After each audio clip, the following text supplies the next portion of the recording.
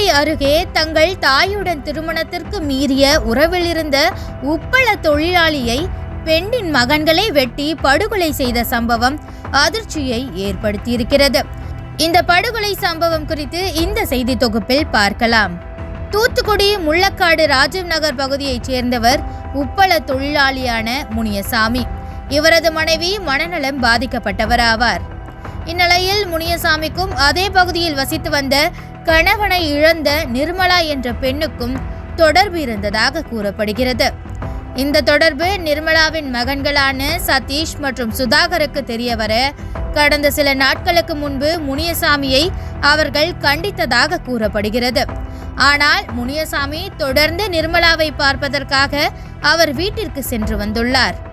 இதனால் ஆத்திரமடைந்த சதீஷ் மற்றும் சுதாகர் முனியசாமியை அரிவாள் உள்ளிட்ட ஆயுதங்களால் கொடூரமாக வெட்டி படுகொலை செய்துவிட்டு தப்பிச் சென்றனர். இதில் சம்பவ இடத்திலேயே முனியசாமி பரிதாபமாக உயிரிழந்தார். தகவல் அறிந்து வந்த போலீசார் உடலை பிரேத பரிசோதனைக்காக எடுக்க முயன்ற போது அதனை தடுத்த முனியசாமியின் உறவினர்கள் குற்றவாளிகளை உடனே கைது செய்யாமல் உடலை எடுக்க விடமாட்டோம் என கூறி ஆர்ப்பாட்டத்தில் ஈடுபட்டனர்.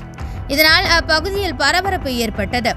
இதையடுத்து உரிய நடவடிக்கை எடுக்கப்படும் என கூறி போலீசார் சமாதானம் செய்ததை அடுத்து அவர்கள் கலைந்து சென்றனர்.